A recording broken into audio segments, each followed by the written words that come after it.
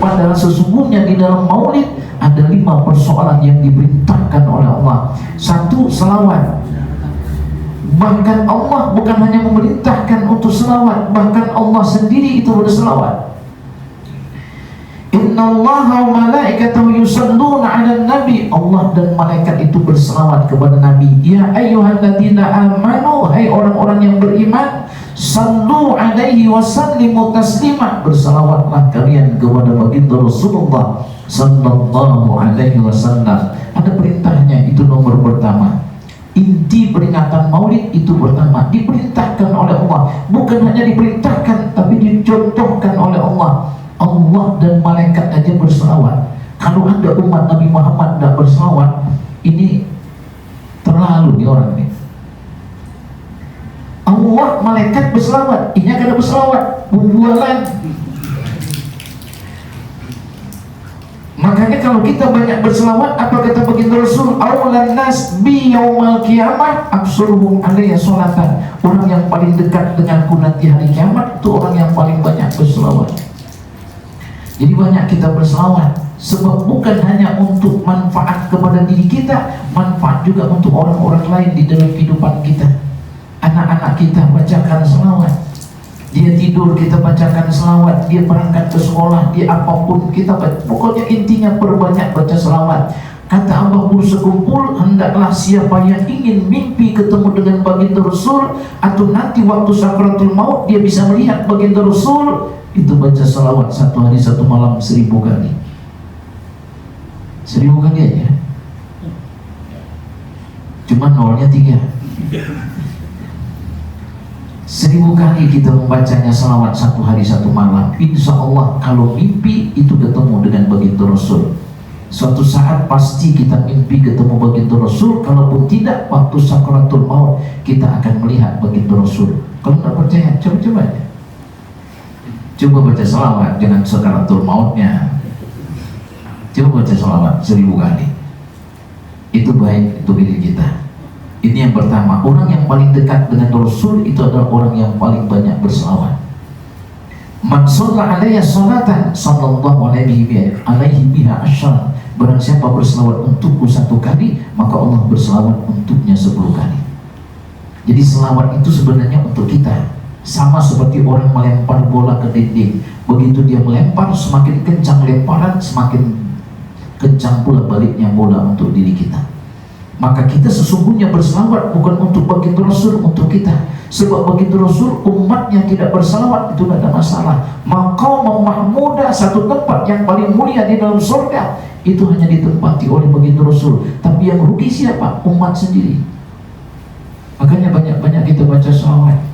Kalaupun kita tidak bisa jadi kepala kantor, paling tidak sudah baca selawat. Sudah kada baca selawat, kada jadi pulang kepala kantor. Hapus 2 kali itu. Kalaupun kita tidak jadi kepala kantor, paling tidak kita sudah banyak baca selawat. Allahumma shalli ala sayyidina Muhammad. Bahkan kata baginda Rasul, orang yang paling pelit adalah orang yang ketika namaku disebut lalu dia tidak berselawat untukku. Makanya ketika nama Nabi Muhammad itu disebut di mana saja, Allahumma shalli wa sallim wa barik alaihi, atau sallallahu alaihi wasallam. Ini yang pertama di dalam maulid. Yang kedua, apa yang ada? Baca Quran. Baca Quran itu diperintahkan oleh Allah. Kita ini malas baca Quran, lebih banyak kita baca WA daripada baca Quran. Bolak-balik handphone.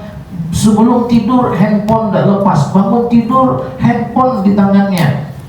Bini aja masih kalah dengan handphone. Pagi subuh yang dicari bini, gak ada handphone. Bininya terserah aja ke situ, mana ke situ. Mau tidur nggak pernah lepas dengan handphone. Bininya minta diurut aja kada diurut kan. Yang penting handphone. Ayo coba kita, mungkin bini kita lain bini kita yang di rumah kalau Mrs. Vivo loh. Berubah sudah bini kita ini semuanya ini. Yang dilus saban hari Vivo, Oppo. Tak ada bini lagi itu, bini nomor sekian itu, handphone nomor pertama itu tinggal handphone boleh ke rumah, tinggal bini di pasar kebeli sorangan. Ujian malaikat maut, kalau bisa ku cabut duluan suami model begini ini. Coba handphone ketinggalan di rumah boleh iya, bini ketinggalan di pasar dikebeli sorangan aja. Terlalu suami model begini. Tapi lihat bang orang lain, kalau biar insya Allah aman aja, walaupun sama aja mungkin kelihatannya. Baca Quran, Al-Quran itu dibaca. Ada 4 hal yang melihatnya saja itu mendatangkan pahala. Apa itu? 1, memandang wajah orang tua itu mendatangkan pahala. Siapa-siapa yang masih punya orang tua di rumah, lihatlah wajah orang tua, pandanglah wajah orang tua. Tapi jangan hanya memandang-mandang aja, saban bulan kasih duit juga. Mandang-mandang, lewat mandang. Ujian rumahnya apa kamu dia? Lihat wajah orang tua itu mendatangkan pahala. Melihatnya saja mendatangkan pahala, apalagi berbakti dengan orang tua. Itu kalau orang tua masih ada dua-dua, pintu surga itu terbuka lebar bagi seorang anak. Baginya sulit dengan sholat ibadah untuk masuk ke dalam surga, tapi berbakti kepada kedua orang tua gampang betul bagi anak itu untuk masuk ke dalam surga. Tapi tetap sholat. Jangan juga ada sholat, berarti aja sholat gak ada. Masuk juga surga, cuma direndam dulu. Ya, bakti kepada kedua orang tua itu mendatangkan pahala. Yang kedua apa? Memandang Ka'bah. Kada dari Samarinda. Ka'bah itu di Mekah. Berangkat ke sana pakai duit. Bisa tak Pak Ustaz gratis? Bisa, bersepedaan aja ya. Insya Allah 8 bulan sampai ke sana. Itu kalau tidak sampai ke Mekah, sampai ke alam barzah. Nah ini memandangnya itu mendatangkan pahala. Yang ketiga apa? Memandang mushaf. Itu mendatangkan pahala. Handphone dengan mushaf pasti berbeda. Mushaf itu adalah lembaran yang ada tulisan bahasa Arab atau tulisan Al-Quran, huruf hijaiyah, atau ada ayat-ayat Allah di situ, ada Al-Quran, kalam Allah, perkataan Allah di dalam mushaf tersebut. Ini mendatangkan pahala. Tapi jangan juga setelah ceramah ini lalu Al-Quran ditempel di depan pintu. Untuk apa? Biar aku lewat masuk lihat Pak Ustaz dapat pahala. Jangan dilihat-lihat aja, dibaca juga. Lihatnya aja mendapatkan pahala, apalagi membacanya. Nah ini yang ketiga. Yang keempat apa? Memandang wajah orang-orang soleh. Makanya kalau ada ceramah, biar lihat ustadznya itu. Jangan biar begitu duduk dengar ceramah, biar salah baca doa. Bismika Allahumma ahya wa bismika amut. Muring sidir.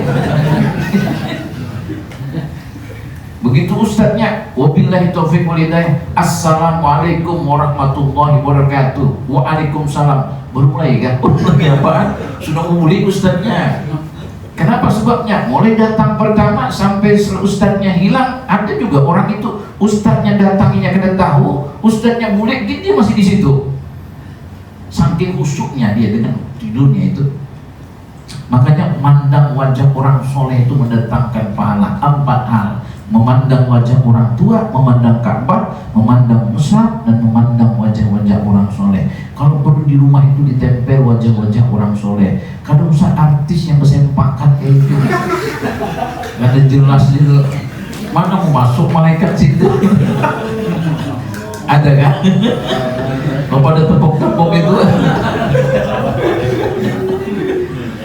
ada bapak, kalau kemarin masih ada kada apa-apa, turun-turun kan gitu. Gantilah. Amunnya bersempat itu ganti dengan jilbab kah apakah?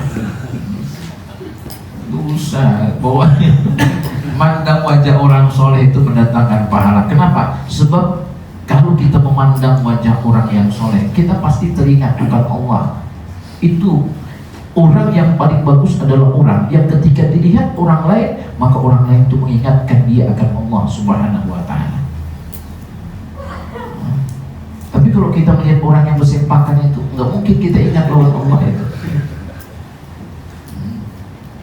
Nah itu di dalam itu. Nih Yang kedua, baca Quran. Jangan sampai kita kadang membaca Al-Quran, sebab Allah mengancam orang yang tidak mau membaca Al-Quran dengan 3 macam ancaman. 1, fa inna lahu ma'isyatan dhanka, hidupnya itu pasti sempit. Kalau ingin hidup dan usaha kita bagus, itu baca Quran memang.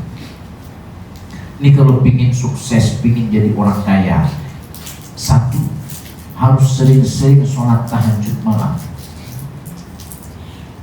Kalaupun tidak kaya harta, pasti kaya hati. Kaya hati lebih penting daripada kaya harta. Orang kaya harta, tapi hatinya kalau kaya, stres juga saban hari. Ini yang pertama, sholat tahajud. Jangan pernah ditinggalkan. Yang kedua apa? Sholat duha. Jangan ditinggalkan. Yang ketiga apa? Bersedekah. Jangan ditinggalkan. Sedekah itu saban hari, bukan setahun sekali. Saban hari. Kenapa saban hari? Sebab setiap matahari terbit Allah utus 2 orang malaikat khusus untuk mendoakan orang yang berinfak dan orang yang tidak berinfak. Sampai kapan? Sampai hari kiamat. Tugas malaikat itu sampai hari kiamat. Begitu hari ini kita berinfak 100 rupiah kah, 500, 1000 rupiah kah, saban hari kita berinfak, maka pasti dapat doa malaikat yang pertama, Allahumma a'ti mumsikan talafan. Wahai Allah, beri ganti orang yang berinfak ini dengan ganti yang lebih baik.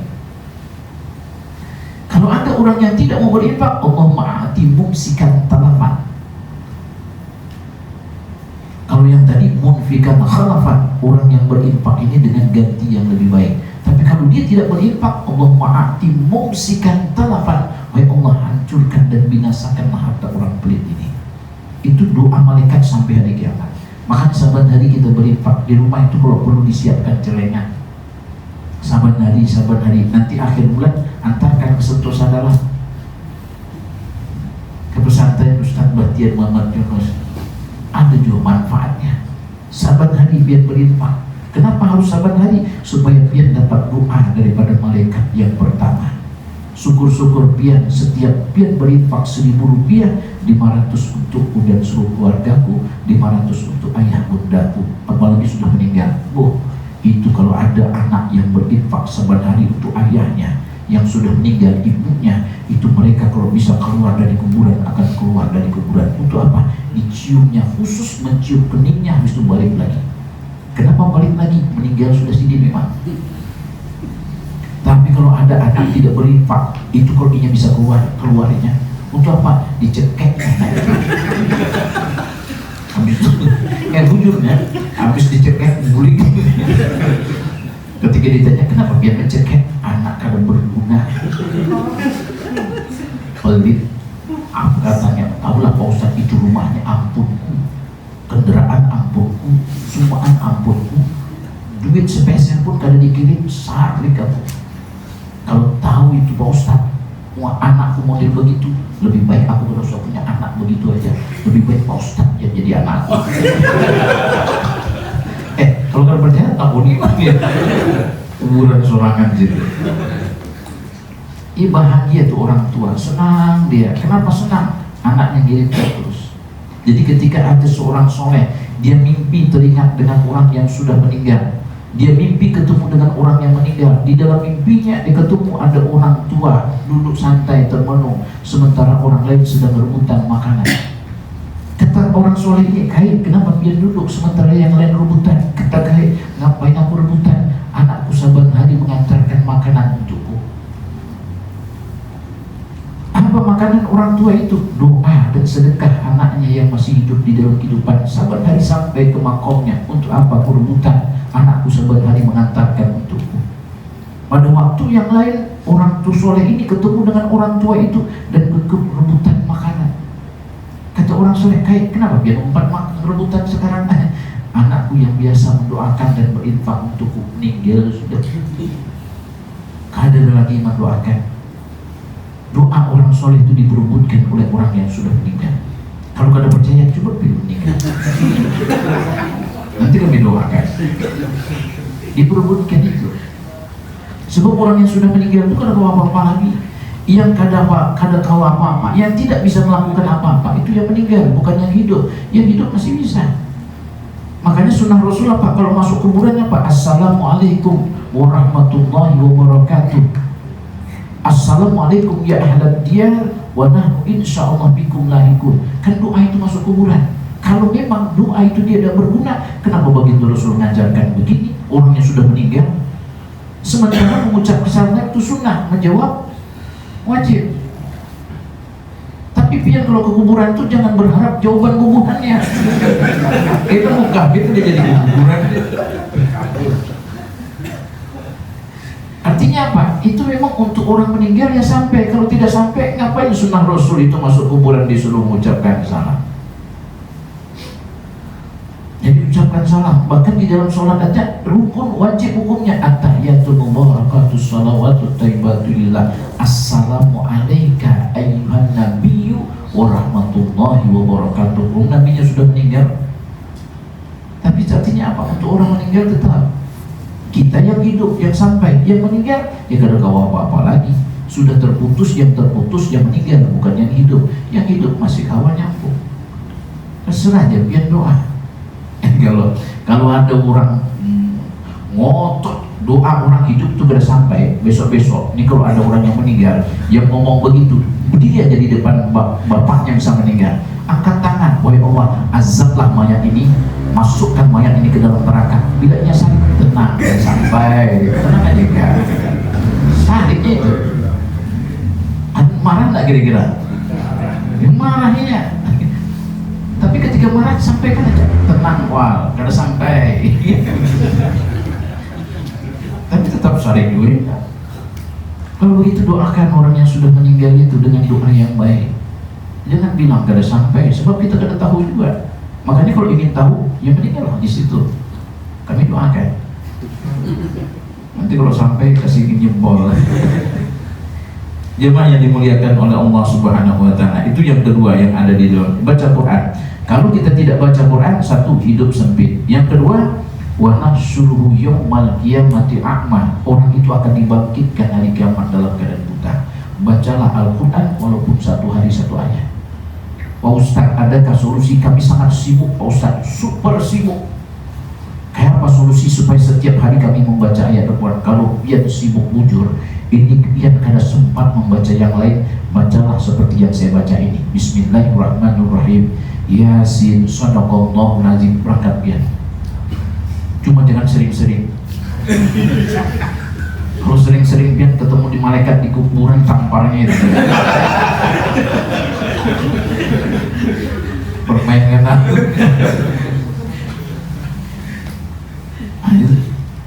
Yang penting satu hari itu satu ayat, jangan pernah ditinggalkan. Dan yang ketiga, apa yang Allah ancamkan untuk orang yang tidak membaca Al-Quran, wa kadzalika yauma tunsa, hari kiamat itu pasti dilupakan. Jadi orang yang buta itu begitu bangkit buta, dia tanya, Rabbi lima hasyartani a'ma, kenapa kau bangkitkan aku buta? Wa qad kuntu basyiran, padahal dulu aku di atas dunia dalam keadaan niat. Apa kata Allah? Wa kadzalika atatka ayatuna fanasita. Begitu juga engkau hamba, dulu kuturunkan ayat Al-Quran, kau lupa untuk membacanya. Wa kadzalika yauma tunsa, hari ini pun kau akan kulupakan. Ini tiga untuk yang tidak membaca Quran. Kemudian yang ketiga, apa yang ada di dalam peringatan Maulid, silaturahim. Gak mungkin bisa ketemu di sini dalam satu ruangan sebanyak ini. Paling ketemu teman di sebelah aja. Paling teman satu kamar, satu ruangan aja. Tapi hari ini ketemu semua. Kenapa ketemu semua? Ya karena Maulid. Satu karena baginda Rasul, karena peringatan Maulid baginda Rasul. Yang kedua karena diundang panitia. Yang ketiga karena ada nasi di belakang sana. Nah ini penting juga. Karena ada termos hijau-hijau.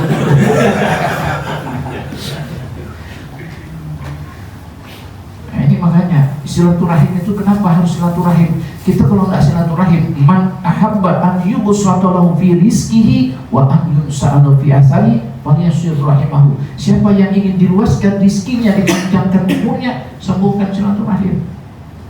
Silaturahim itu dua, satu rizki luas. Kalau nggak percaya malam ini coba perhatikan, di luar sana rizki kita semuanya itu luas rizki kita. Yang hadir dapat makan, yang tidak hadir nukar sorangan.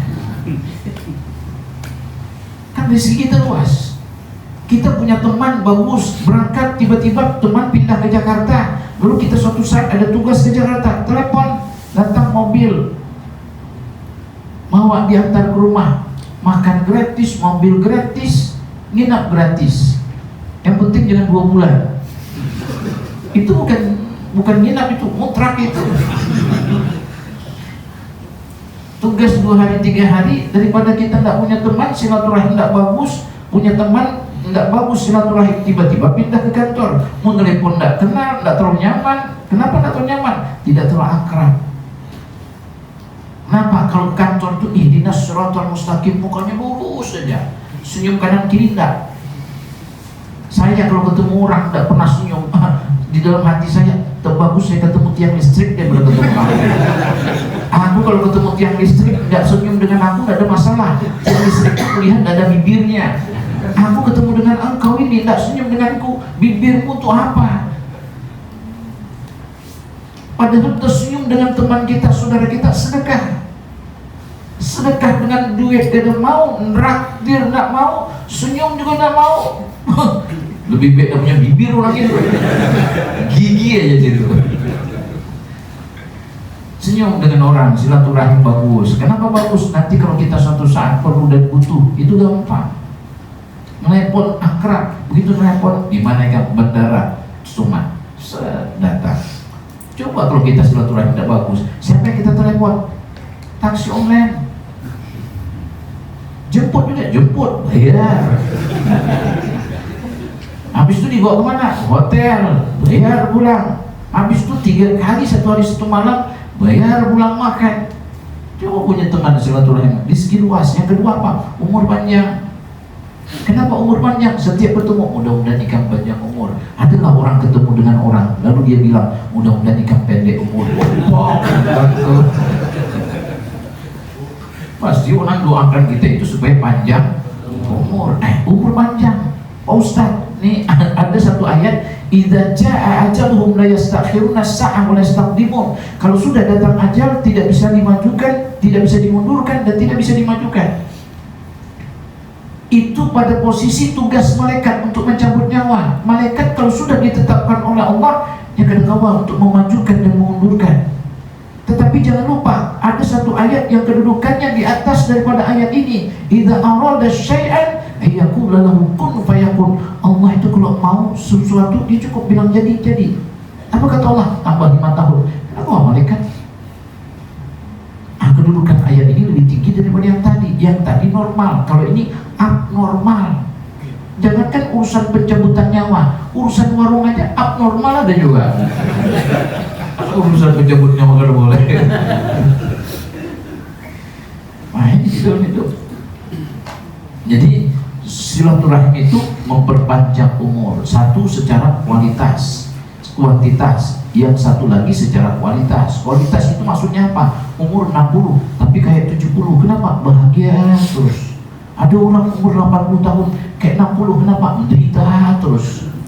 Garing-garing sorangan, senang-senang sorangan. Mana enak? Kalau kita sedih, banyak orang menghibur kita, kesedihan itu akan berkurang daripada diri kita. Kalau kita bahagia, lalu kita banyak membagi kebahagiaan kepada orang lain, maka kebahagiaan yang ada pada diri kita akan bertambah dengan melihat orang lain bahagia. Satu, kita bahagia. Yang kedua, bahagia manakala melihat orang lain bahagia. Itu bahagia juga, Pak. Biar bantu anak yatim, melihat anak yatim itu senyum, makan bahagia. Di dalam hati biar ada kebahagiaan. Dan kebahagiaan itu sulit untuk diucapkan, tapi hanya bisa dirasakan. Nah itu artinya apa? Kualitas umur kita ini bagus. Kenapa? Silaturahim. Yang keempat apa? Sedekah. Siapa yang berinfak nasi itu dengan baju ini? Kantor kan sekian seberataan kumpulan arisan. Nah bagus. Sebab kalau kantor nanti masuk surga kantornya orangnya.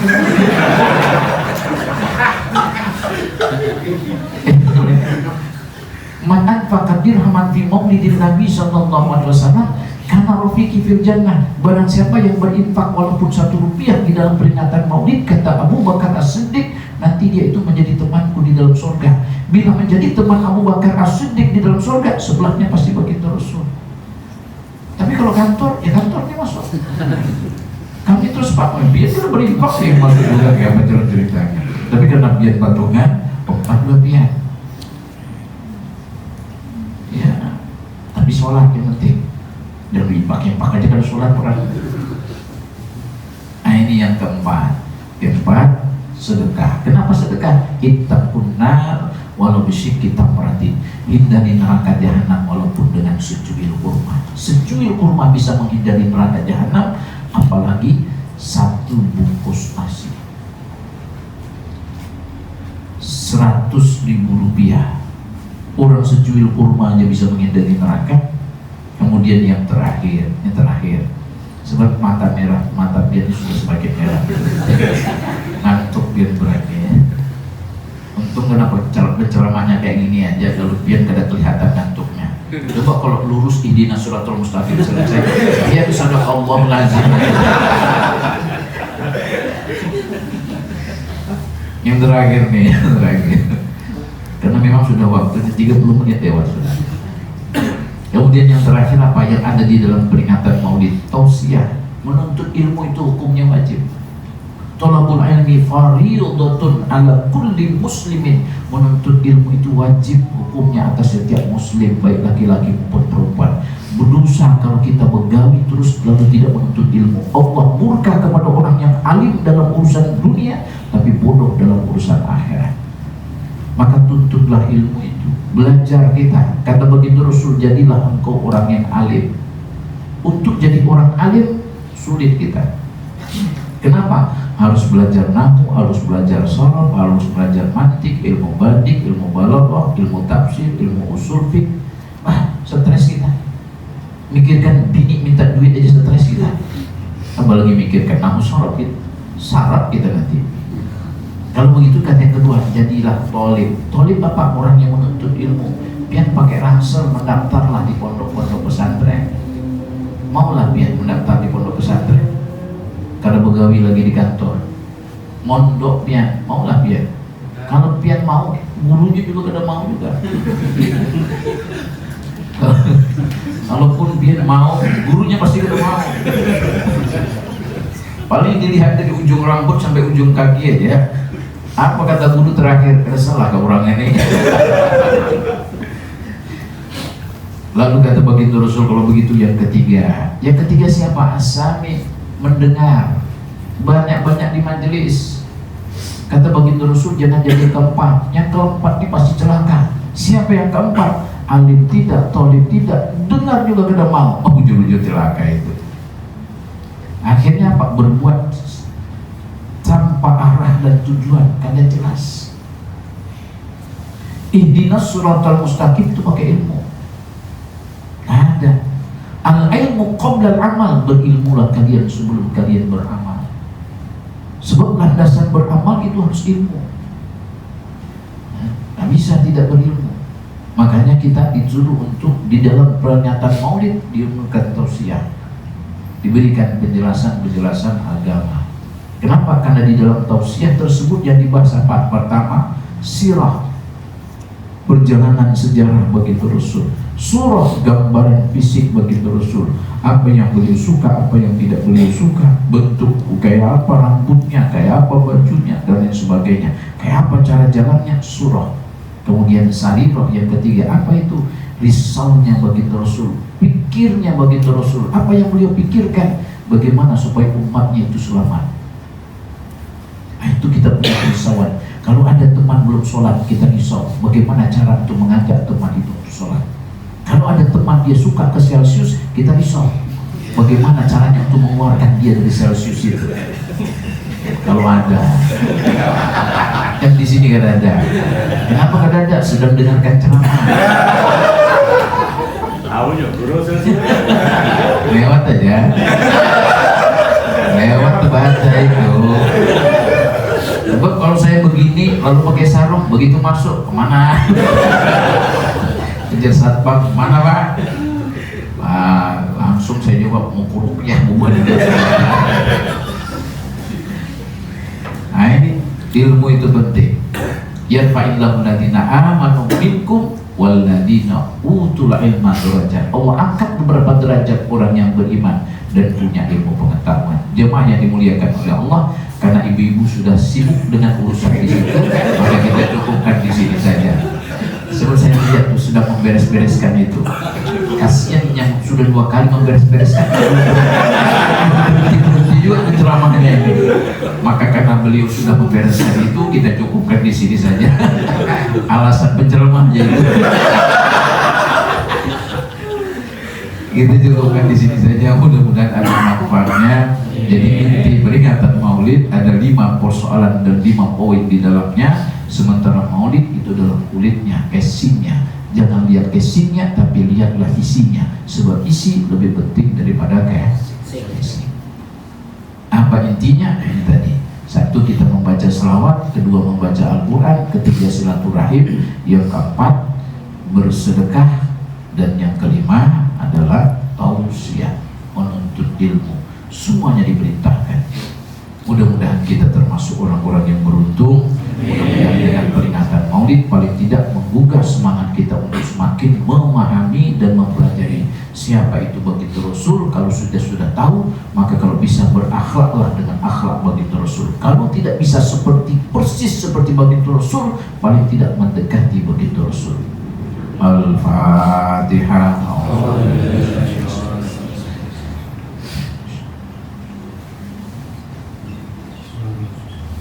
A'udzubillahi minasyaitonir rajim. Bismillahirrahmanirrahim. Alhamdulillahirabbil alamin. Hamdan syakirin, hamdan na'imin. Hamdan yuwafi ni'amahu wa yukafi mazidah. Ya Rabbana lakal hamdu kama yanbaghi li jalali wajhikal karim wa 'azimi sultanik. Allahumma shalli wa sallim 'ala sayyidina wa nabiyyina Muhammadin sallallahu alaihi wasallam. Rabbana amanna waghfir lana warhamna wa anta khairur rahimin. Allahumma innaka 'afuwwun karim tuhibbul 'afwa fa'fu 'anna ya karim.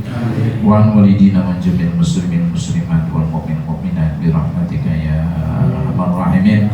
Rabbana ighfir lana wa li walidina warhamhum kama rabbana shaghira. Rabbana atina fid dunya hasanatan wa rabbana anzilna munzalan mubarakan wa anta khairul munzilin. Rabbana atina rizqan halalan thayyiban katsiran mubarakan wa anta khairur raziqin. Allahumma iftah alaina abwaaba rizqi wa abwaaba shihah wa abwaaba quwwah wa abwaaba salamah wa abwaaba najah wa abwaaba afiyah wa abwaaba ilmi wal jannah fid dunya wal akhirah. Rabbana atina fid dunya hasanatan wa fil akhirati hasanatan wa qina adzabannar. Subhana rabbika rabbil izzati amma yasifun wa salamun alal mursalin walhamdulillahi rabbil alamin. Subhanallah wa bihamdihi. Asyhadu an la ilaha illa anta astaghfiruka wa atubu ilaik. Billahi taufiq wal hidayah. Wassalamualaikum warahmatullahi wabarakatuh.